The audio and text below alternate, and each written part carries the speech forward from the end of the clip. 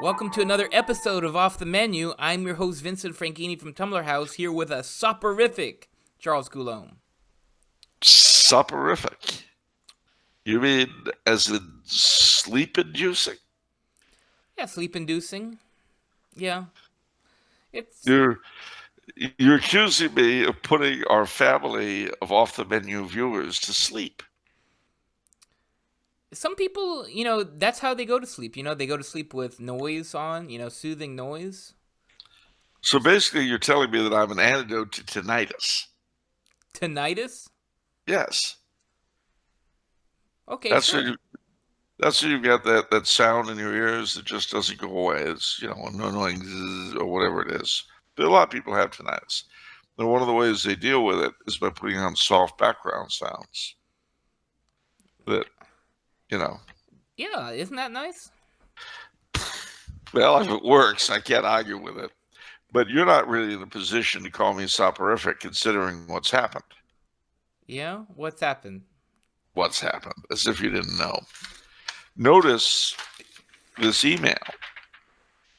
It isn't even signed by you. It's not even directly from you. Did you get it? It's from the finance office of Tumblr House. Dear Charles, and of course, whenever anything comes to me from the company that says Dear Charles, it's always Dear Mr. Coulombe when it's, a real correspondence. But it's got this fake Dear Charles thing when it's a form letter. And getting a form letter from one of your employers, that's just sad. Anyway, Dear Charles, we're sure you'll be as excited as we are by our new accounting program that Tumblr House has just adopted. It's called cost sharing. Cost sharing is a great new way for everyone in the Tumblr House family, from the very top to the very bottom, to together shoulder the burden of keeping this great company going. Now, we realize that while under the old accounting system, your quarterly royalties this quarter would have been $846.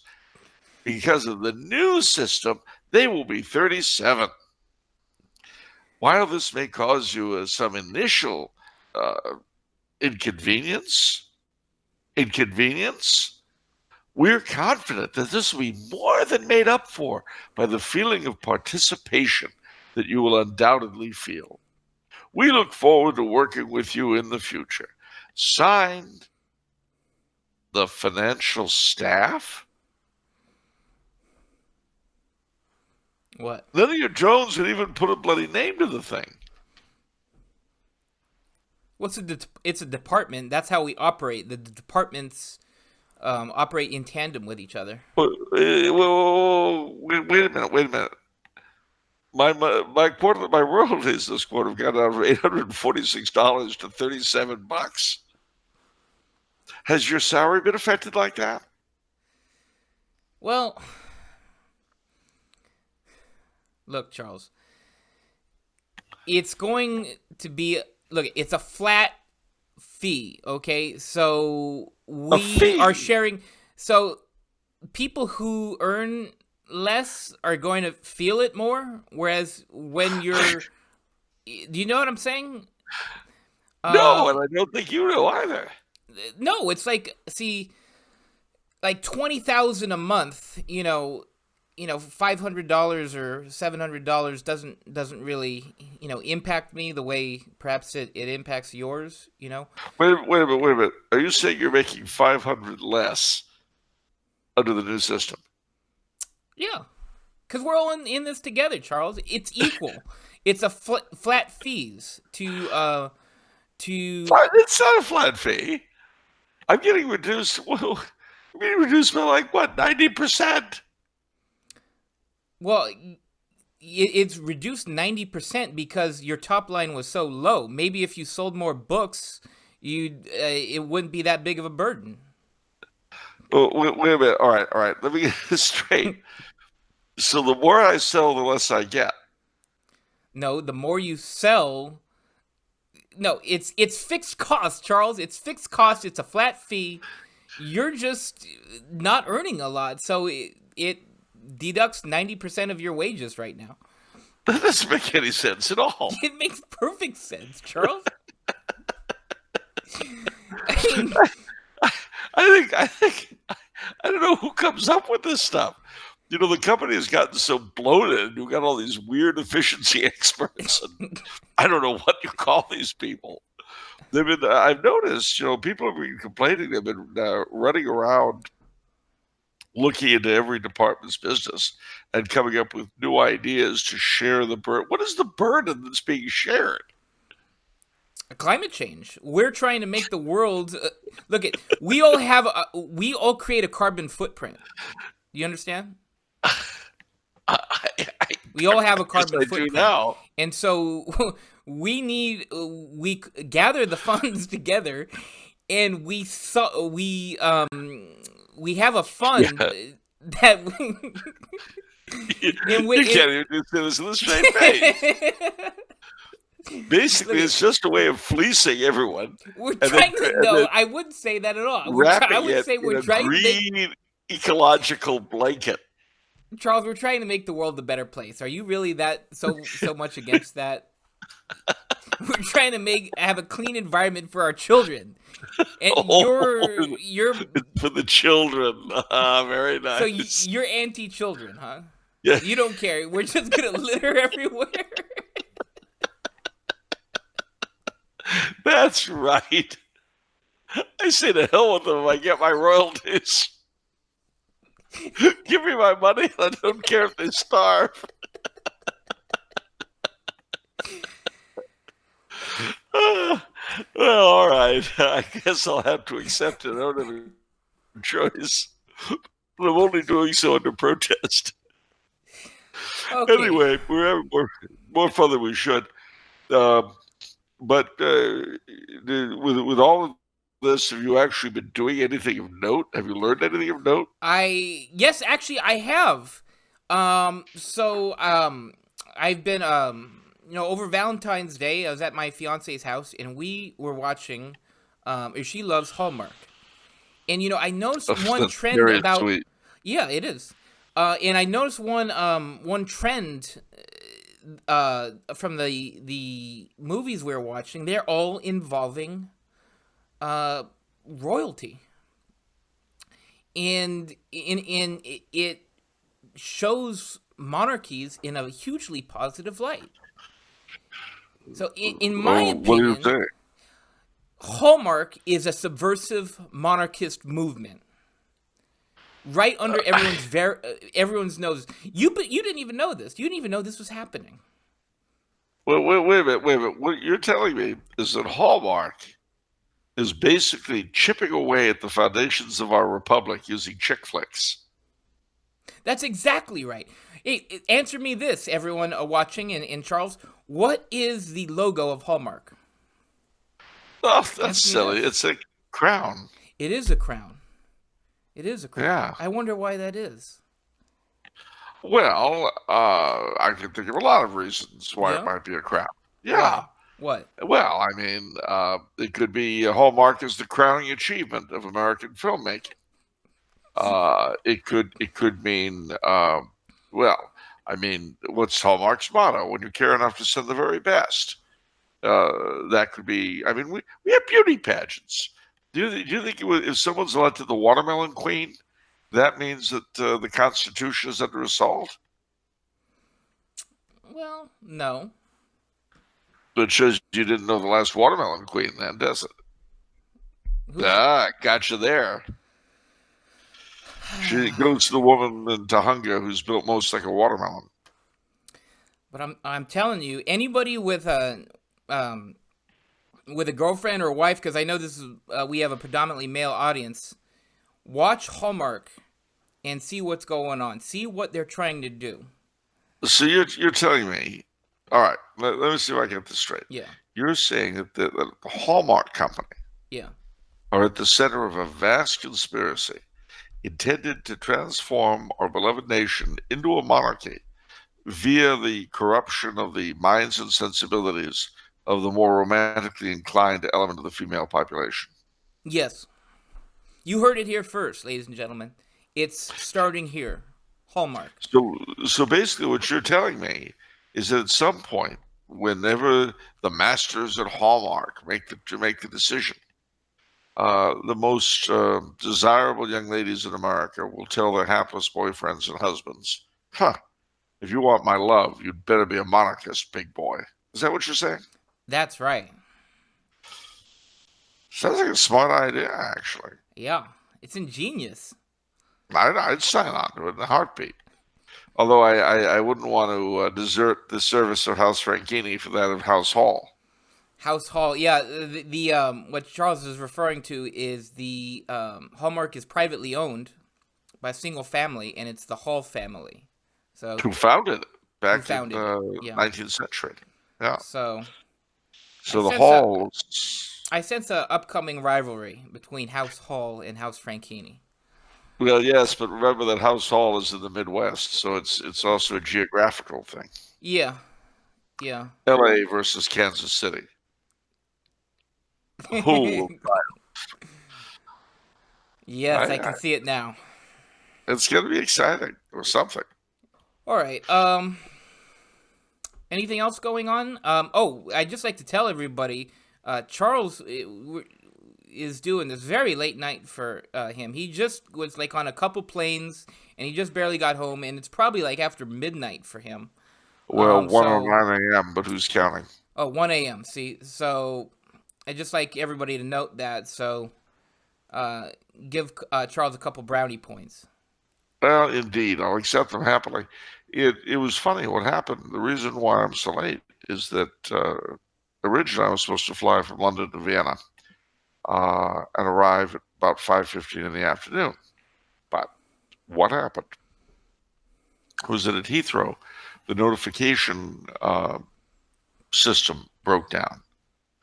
And so the flight to Vienna, which had been delayed by about an hour, the notification system kept saying, "Please wait," as to when we'd be told where our gosh, I can't think of the word. Where you leave to get on the plane, the gate. Yeah. So we have to figure out what the gate is. Well, we're waiting and waiting and waiting and waiting. It kept saying, "Please wait, please wait, please wait." Finally, I pulled myself together and I went over to the service desk and I said, "What's the deal with the flight to Vienna?" "Oh, it left." "What?" "It left." "Yes, it left. And it was missing over 15 passengers." Yeah. And I said, "You realize, well, yeah, the system's down." I mean, you get these robotic answers. So finally, they booked me onto another flight via Frankfurt to Vienna, and then Vienna to, London to Frankfurt, Frankfurt to Vienna, which was fine, except that it was, of course, much later, and it was very difficult making the Frankfurt flight. Because once I got to Frankfurt, it's a huge airport. And then, of course, getting the Frankfurt flight too meant going to the other side of Heathrow, which was a nightmare. But I did it, and I'm here now. Thank you, Charles. We all appreciate it. Okay, well, let's just go right into it. Let's go in. We've got the memes of production. Okay. Which we're going to nationalize for the common good. That's right. Nationalize the memes of production. Okay, so let's do this first one. It's not a meme per se. I just wanted to show everybody because I like that people are using your face for things. So this is actually a fan of this show, Tetrarchy. Imagine just reading a fraction of a percent of Wrath of Neon's threads and thinking the man who talks passionately about local building materials, cultural styles, regional fixes for climate, etc., etc., etc., is describing a world whose end is copy-paste McMansions. I don't know anything about that, but then you've got a disgruntled look from Charles. Like, what? I like that. I like that people are involving your face in involved in my face, so that's great. I like that. They're involved in People, my face. no, it's just you have very animated expressions, and it makes for good. I don't know if I want to say emoticons or emojis, but Emojis. definitely good memes. Definitely good memes. All right. Very expressive. Okay, so that's the first one. Next one is from Patty Fournier. Uh, he's got Cat in the Hat bonking Charles on the head, and it Ooh. says, so this is Charles posting cute pictures, and then the Cat in the Hat is his Facebook friends, Patty included, and then the bat that he's hitting you over the head with is Brony. Well, this requires a certain amount of explanation. I have a very iron rule on my Facebook threads, which is if people start insulting each other, using ad hominems and so forth, I shut it down because that kind of thing drives you crazy. And not only do I shut it down, but then I put out a bunch of cute images, not to say saccharine images, you know, bunnies, and ducks, little ducklings, and piglets, and kittens, and flowers, and unicorns, and things like that. And I have to admit, I find them sometimes stomach turning myself when I put them up, but I don't really care because that's my way of protesting the nastiness that has become so endemic on Facebook. And if people cannot behave like grown-ups, well, then it's time to be sweet and cute and loving. Marshmallows and fireflies. Passive aggression through cuteness. It's very original. I'll give you that, Charles. Well, thanks. It also appeals to one side of my character, which is very complex, as you know. I like that characterization of yourself. Yeah, the very complex side of your character. Yeah. No, it is. I mean, no, you know, see, people are so desensitized online that if you say to me, "You're a stupid jerk," and my response is, "Oh yeah, well you're a worthless scumbag," it's not going to affect you. Yeah. But if you say, "You're a worthless jerk," and I say, "Rainbows and unicorns and beautiful yellow daisies and marshmallows and little children," well, you know, you begin to feel a little sick to your stomach. You might be able to be starting to hear a slight buzzing in your ears, you know, and maybe you'll think twice before being an astro again after you've gone through that. I'll say. Okay. But somebody has actually deleted and blocked you on Facebook for your Well, that's true shenanigans. because Yeah. after the last go round, I said, um, you know, if anyone has a problem with my no ad hominems, no insults policy, please delete and block me. And this person, for which I'm very grateful, took the opportunity to do just that. And I'm glad they did. I really am. I mean, if you're the kind of person who needs to be either to be insulting or to be insulted, I mean, I guess some people are kind of masochistic. Uh, well, go ahead, please do it elsewhere, far away, so I don't have to see you. You know, I'm gonna admit something. I've never told you What's up? this. I've never told Tell me. anyone this before. I purposefully avoid posting on your Facebook posts because I'm scared of the crowd that you're so lenient on adding friends. You've added all these people, and there's an angry minority that just seems out to get everybody.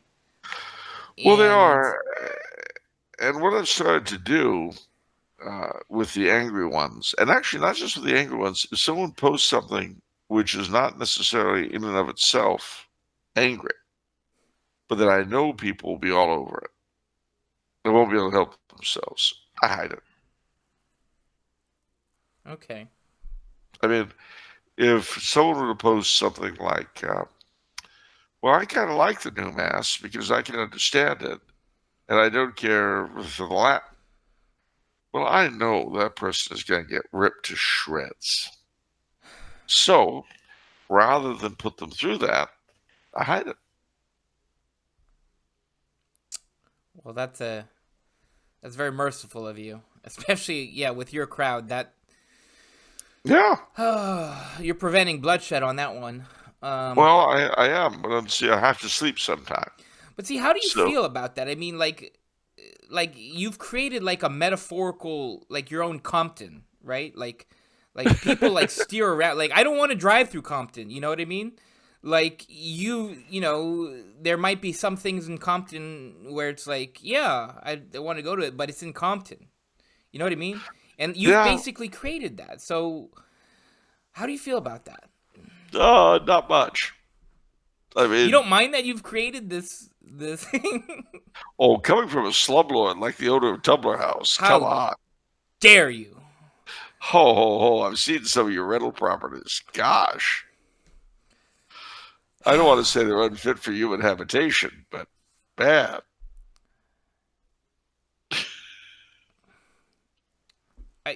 I mean, there's They a all have market. rooms. There's a market, Charles.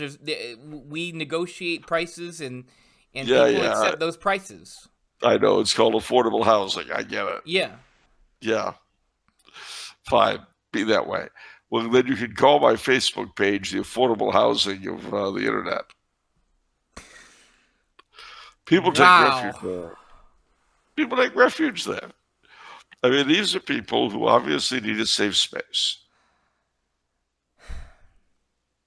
And that's Okay. the thing, though. If people aren't going to play nice, I have to, intervene. Okay. Well, good job, Charles. Good job All creating a right. safe space for all those people. Sure they appreciate it greatly. Or not. Okay.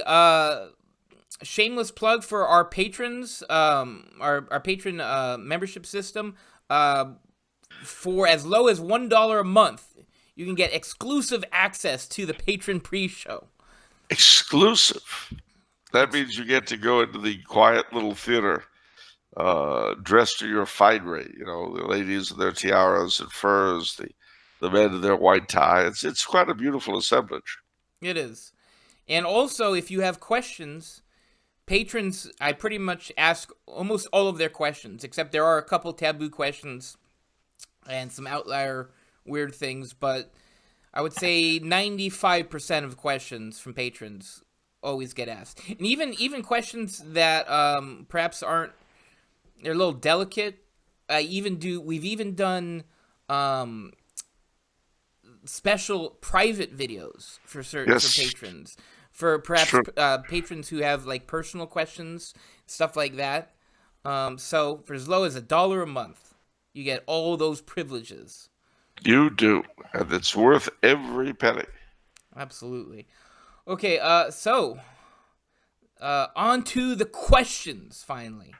Okay. All right, first question is from Garrett. Dearest Charles, I recently finished Andrew Willard Jones's book on St. Louis, Before Church and State, and it made me wonder where the Holy Roman Emperor fit into things when the King of France in the 13th century seemed to occupy the most crucial role in the defense of Christendom. Was the Holy Roman Empire ever a thing, or just Pope Leo III's pipe dream? No, it was very much a thing. The kings of France, like the Holy Roman Emperors, however, both claimed to be the successors of Charlemagne. And so the king of France was always the preeminent king in Europe. But the emperor always took pride of place. And of course, some emperors were much more into the whole imperial thing than others were. But Charles IV, well, Frederick Barbarossa, of course, in the 1100s, his grandson Frederick II, who reigned at the same time as King Louis, who they called the Stupor Mundi, the stupor of the world, the wonder of the world. Uh, Charles V, under whom Mexico was conquered by Spain, and whose empire literally upon which the sun never set. So no, the whole Roman Empire was very much a thing. Okay. Next question is from Donald. I try to live my life like Saint Philip Neri, who was known to have had a great sense of humor. How important do you think having a sense of humor is in living one's Catholic faith with true joy? Absolutely essential. Just absolutely essential. If you don't have a sense of humor, give it up. Yeah, I mean, it seems... I haven't thought about this too much, but it seems like there are 3 ways for people to handle badness in the world and the absurdity in the world. The first option is to just ignore it and pretend it doesn't exist and just don't look at it. And everything's great and wonderful, right? Everything's... We're going to focus on the flowers, right? Look at the daisies, right? Look at... Everything's so pretty and wonderful. That's the first way that I've seen. I personally see people who have used this method. And I understand it. I use it myself constantly. Yeah. Self-delusion is the key to happiness? Yeah, there you go. And the second way that, a lot of trads go is just be angry. Just vent over it all the time. All the time. I'm so enraged I could just kill someone. I do that all the time myself. Yeah. But I think the third and most healthy option to deal with things is to just laugh about it and to make jokes about it and to, take it with a grain of salt. The less power you have, there's the old saying that terrorism is the answer weakness makes to power. Well, humor is also the answer weakness makes to power. I can't change the fact that you rule me, but I can sure as hell laugh at you. Yeah, that's actually true. It's interesting. It is. And it's also less damaging to the environment than terrorism. Yeah, I would think so. Well, I know you're still concerned about the carbon imprint and stuff. And so it's carbon much footprint, easier. Charles. Carbon footprint. Whatever.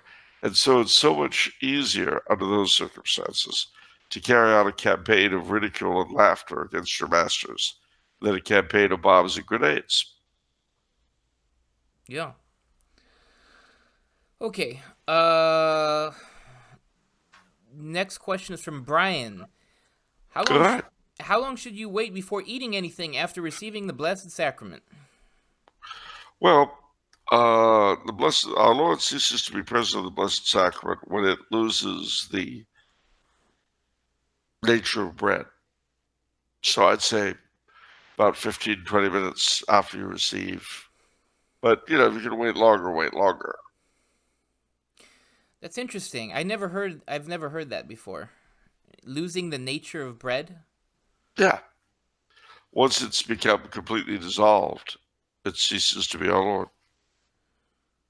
Huh. Is that where is that like in the writings of St. Thomas? I don't know. It's just something that I learned when I was a little boy, and I've always known. Yeah, because I was actually wondering about that recently. Like, does it permanently stay with you? As the substance breaks up into smaller particles and sort of fuels your body. It certainly does make something of an alteration in you. And of course, the liturgy operates on you at many, many different levels. So. Okay. Next question is from Joseph. Hello, Charles. Will you please speak to the practical process of a layperson acquiring a workable knowledge in history amidst different points of views whenever one is unable to gain all the information for oneself? In theology and philosophy, it's much simpler. Theology has a deposit of faith to build on. Philosophy can be known with more immediacy. With history, on the other hand, one to a large extent has to accept facts and opinions from trusted sources, such as your books, in order to think about anything at all. Yet, as we all know from the show, one finds controversies, and one can also investigate primary source documents and come to different conclusions. Sometimes even new sources may be found. How does a layman navigate this maze and form a working conception of history, especially when it's necessary to teach children? Well, I would recommend a very good book. There's 7 volumes, but you can find them online. You can read them online. The History of the Catholic Church by Moray Thompson, 2 different people. Moray being the Frenchman who wrote it, Thompson being the Irishman who translated it. But this is probably the best overall general history of the world of the church I know, and I recommend it very, very highly. Okay, when was it initially written? Do you know? Like this century or the 20th century, early 20th, I think. Century. Okay. All right. All right, next question is from Adrian. Okay. Hello, Vincent and Charles. I recently read El Cantar del Mio Cid and was intrigued by Bishop Jerome and all his heroic exploits. I did a Wikipedia search on him, and it didn't mention any of his war heroics. Was Bishop Jerome as big a warrior as he was portrayed in the poem of the Cid? Well, that's difficult to say. I mean, it's like Bishop Turpin of Reims. In the Song of Roland, he's running around batting the heads out of the Saracens with his mace. Because being a bishop, he couldn't draw blood. But the mace was fine. But I found it hard to believe there wouldn't have been anything to it to establish such a legend. Whether it was true in every detail, who's to say? All right. Next question is from Theo. What do you think about generational spirits and curses? I was pondering this the other day when Prince Harry and Meghan withdrew from royal duties. It seems that the most serious crises of the British royal family have been because of divorce. The abdication crisis in 1936, the turmoil around Princess Diana, and now the American divorcee Meghan has likely caused another problem for the royals. Of course, the British royals apostatized from the Catholic faith beginning with Henry VIII over divorce.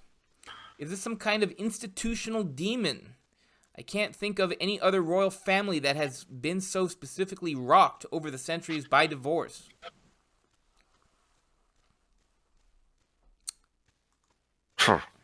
Well, there's several different things at work here. One is, of course, Father Ripperger, as you know, is very much into the notion of demons haunting particular families with particular sins. And there may well be something to it. But you also have to bear in mind that in the current generation or two of European royal families have started getting into divorce, as it's become much more respectable amongst regular people. So it eventually made its way up the food chain. So the Spanish, the Luxembourg, the Danish, several other royal families have had divorces in recent years. And we don't pay attention to them, though, because they're not English-speaking. They're not British royal family. And love them or hate them, Americans are still far more concerned with the British royal family, as though they were, in some sense, our royal family. So even when Americans, as so often the case, make a point of denouncing them constantly, the interest is palpable. So, I don't know. Okay. Yeah, you mentioned Father Ripperger and his is going to promote for the book of the week deliverance prayers for use by the laity. Also, a good resource are his 3 videos on generational spirits on the Sensus Fidelium channel. I really want to turn those into transcripts eventually and put them on Tumblr House blog, because those are essential guides for the spiritual warfare. Let's see here. So, yeah, Father Ripperger says generational spirits attach themselves to. I mean, the easiest way to understand them, they're kind of the counter to guardian angels. There are, I remember he said the generational spirit.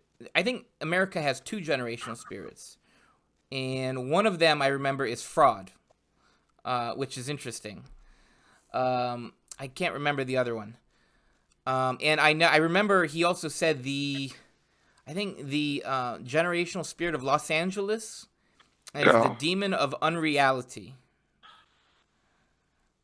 Isn't that interesting? That makes sense. That makes sense to me. You only say that because Neuschwanstein was designed after Sleeping Beauty's castle at Disneyland. Wow, you would have thought it's the other way around. Wouldn't you? But if you live in a world of unreality, guess what? That's true, I guess. Southern Californians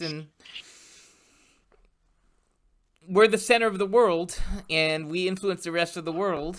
So we don't mind telling you. Yeah. Well, there you go. The proof's in the pudding right there. I'll say. What else we got? All right. The next question is from. Well, actually, our final 2 questions are from Kale. Kale. Kale. Kale.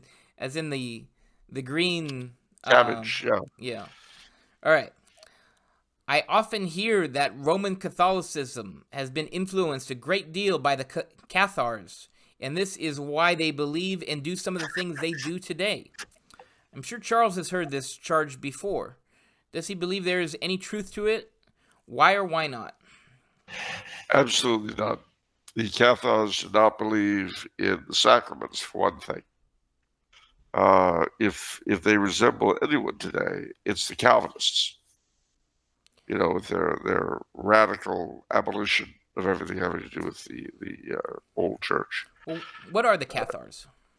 Well, the Cathars are a dualist sect in southern France and elsewhere, connected also to the Albigensians, who taught that the flesh was evil, the spirit good, and there were 2 gods, one the maker of flesh, the other the maker of spirit. And they rejected all human authority, both in church and state. The perfecti, like the people who were the priests, basically, took lifelong vows of celibacy, not drinking, not eating meat, not everything. So much so that very often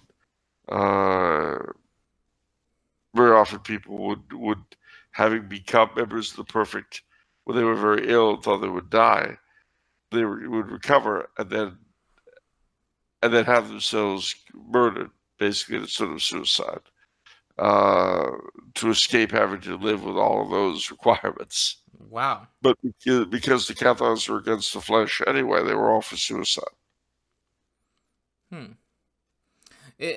That's also Gnosticism too, isn't it? It's some varieties of Gnosticism, not all of it, but especially those elements that went into dualism once again. Okay.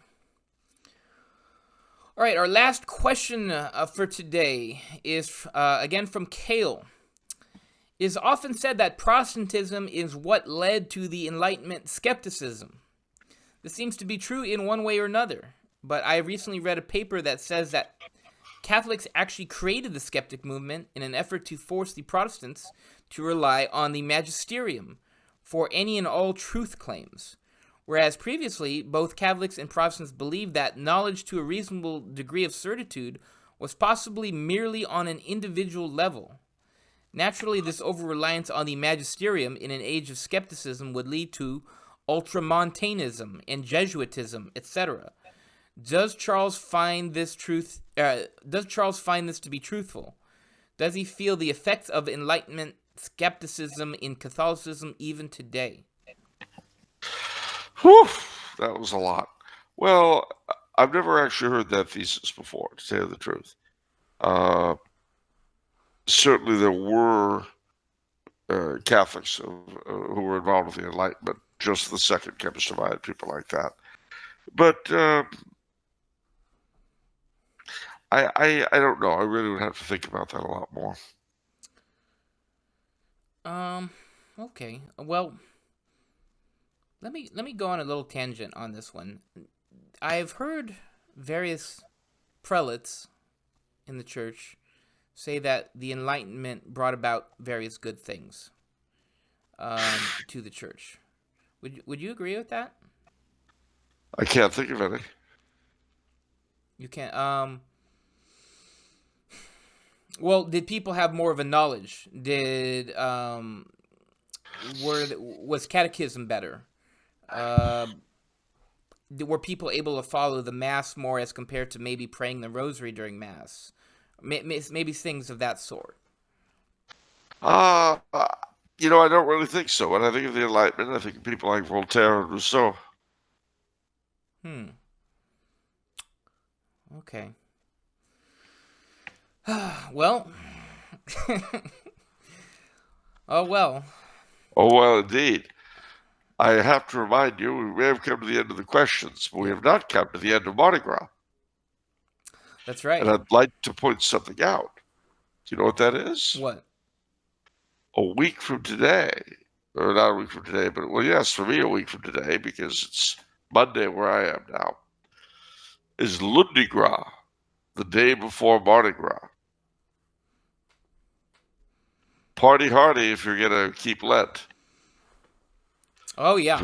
I'm going to party really hard because last Lent, I mean, for the first time really in my life, last Lent, I really did try to do a rigorous one, and I was able to do it. And I want to do it. It felt great to do that, and I want to do it again this Lent. And I encourage everyone else to do that.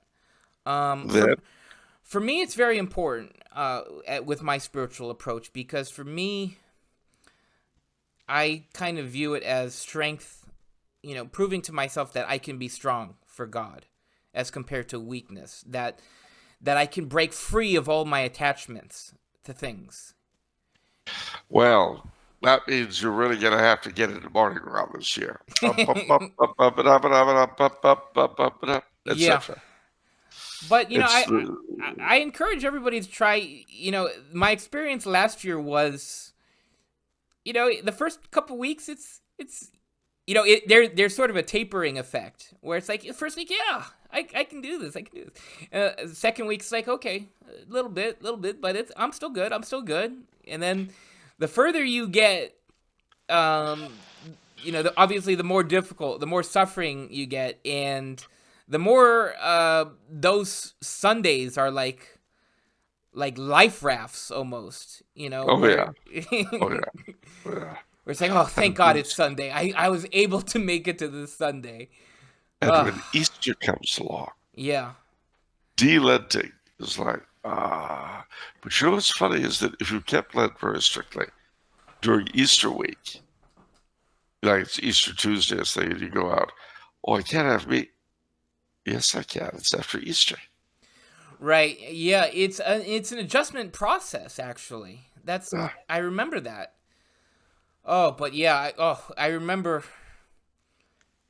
Easter Saturday was the worst. That was like hardest because it's like, gosh, we passed Good Friday, but like I'm still in this weird zone, and it's not Sunday yet. But I should have been I'm past the crucifixion part, but I'm still suffering. That's where it's time to feed. Yeah. So, I can't wait. I can't wait for this Lent. I hope everyone's excited for this Lent. I am. Any final words, Charles? Anything else? Yes, indeedio.